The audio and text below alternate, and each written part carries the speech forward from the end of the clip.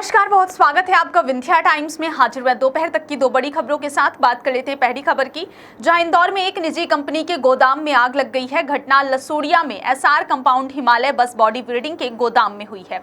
आग लगने के बाद कई धमाके भी सुनाई दिए। कई किलोमीटर दूर से धुआं दिखाई दे रहा है। सूचना पर मौके पर फायर ब्रिगेड पहुंची। दमकल कर्मी आग को बुझाने में जुटे हुए हैं। यहाँ बस में उपयोग किया जाने वाला रॉ मटेरियल रखा था। कई टैंक डीजल भी रखा हुआ था। इससे आग और फैल गई।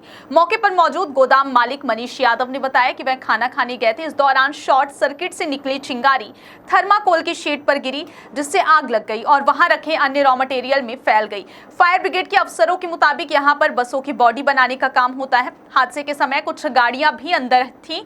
आग से वह भी जलकर खाक हो गई है। करीब 2 घंटे की मशक्कत के बाद इस भीषण आग पर काबू पाया गया, लेकिन अंदर से धुआं अब भी निकल रहा है। फिलहाल आग पूरी तरह से काबू में है।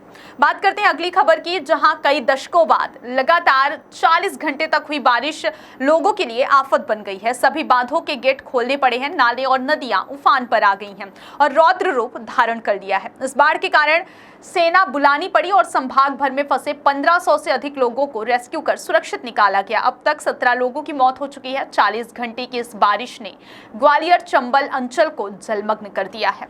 बाढ़ में 105 गांव पूरी तरह डूब गए हैं, जबकि 300 से अधिक गांव इससे प्रभावित हुए हैं। 80 से ज्यादा पुल और पुलिया डूब चुके हैं और दर्जनों क्षतिग्रस्त हो गए हैं।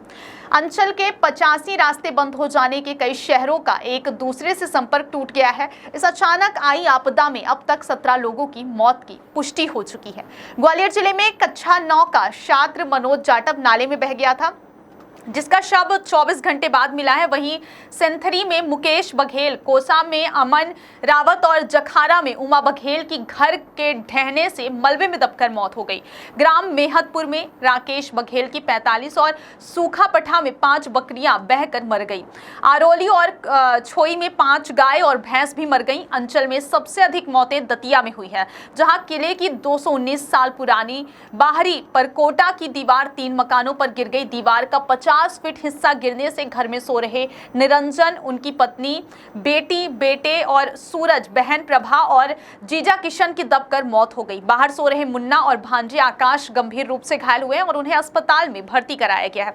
इसके अलावा शिवपुरी जिले में 2 बच्चों सहित 4 लोगों की मौत हो गई है, जबकि दतिया के इंदरगढ़ में नाले में डूबने से एक युवक की मृत्यु हो गई है। मुरैना जिले में भी एक युवक की जान चली गई है। अभी भी बादल छाए हुए हैं और मौसम विभाग ने अगले 2 दिनों तक बारिश की चेतावनी दी है। इसको ध्यान में रखते हुए प्रशासन ने 13 और 14 सितंबर को स्कूल और आंगनबाड़ी केंद्रों में अवकाश घोषित कर दिया है। बहुत बहुत धन्यवाद।